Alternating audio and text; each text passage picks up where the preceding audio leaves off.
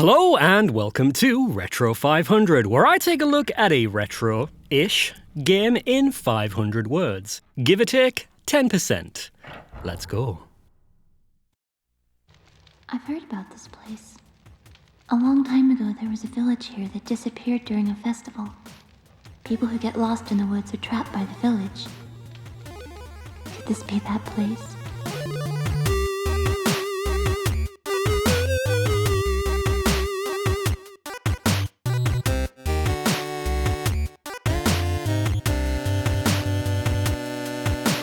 If you ask me to list my favourite horror games of all time, you'd likely find Fatal Frame 2: Crimson Butterfly near the top. It was one of those perfect sequels that took everything from its predecessor and refined it into an unforgettable experience. If the game needed anything, it was an HD remaster. However, for some reason, Tecmo remade it for the Nintendo Wii. Oh no. We used to play here a lot, didn't we? Yeah. It'll all be gone soon. Other than the protagonists now being 17, which still isn't legal by the way, the plot is virtually the same, following Mio and her easily distracted twin sister Mayu as they try to escape the cursed town of All Gods Village. Is there anyone there? Will you abandon me once more? The camera obscura returns as the only method of fighting the hostile, ghostly locals standing between the twins and freedom. New British voice acting aside, I feel like someone's watching us. the tone of the game feels different and far less subtle. The fixed camera angles of the original, which allowed for creepy, artistic framing of environments, are now gone and have been replaced by the now standard over-the-shoulder view. This has a real impact on atmosphere, right from the appearance of the first ghost. Instead of appearing in the distance as an unnerving background detail, the game has to stop you dead in your tracks and say, "Look at the ghost!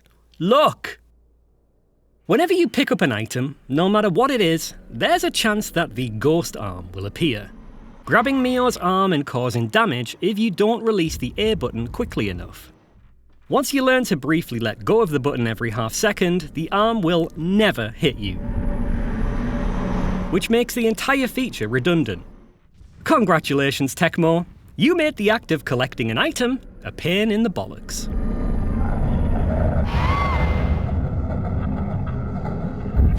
The absolute worst thing about this version is the control scheme.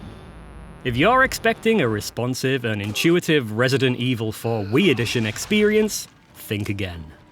The game camera and the camera obscura are controlled entirely by tilting and twisting the Wiimote, rather than pointing it. To look up or down, you need to tilt the Wiimote forwards or backwards. To look left or right, the controller needs to be twisted clockwise or counterclockwise. This means the Wiimote needs to be perfectly balanced at all times. Otherwise, the camera veers off, which often happens when switching to viewfinder mode. If it weren't for the lock-on feature, I doubt I'd have made it past the first fight.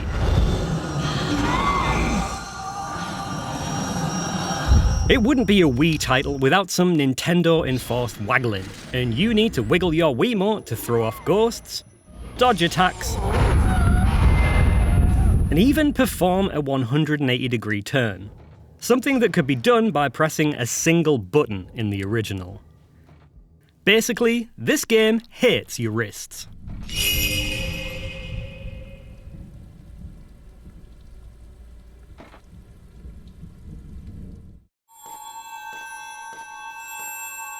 The village is sealed.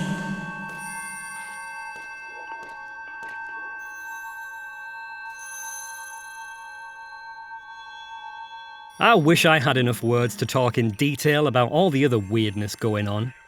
Like the fact that Mio and Mayu now look like real dolls, Mio, what happened? the embarrassingly low resolution textures, and the pointless motion control centric ghost house mode. But I don't. All I can say is that this is potentially the worst survival horror remake of all time. And I'm honestly unsure whether its existence is more shameful than the unlockable bikinis from the original version. You can Google that one.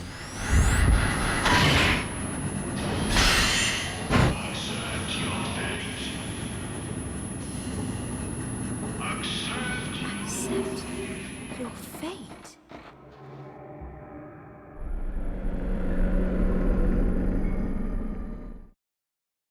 Hey, thank you so much for watching this episode of Retro 500. I hope you enjoyed it. If you did, please consider doing us a like, maybe even a subscribe, and you can touch my bell should you wish. If there's anything that you think I missed, let me know down in the comments. But until next time, take care of yourselves and goodbye.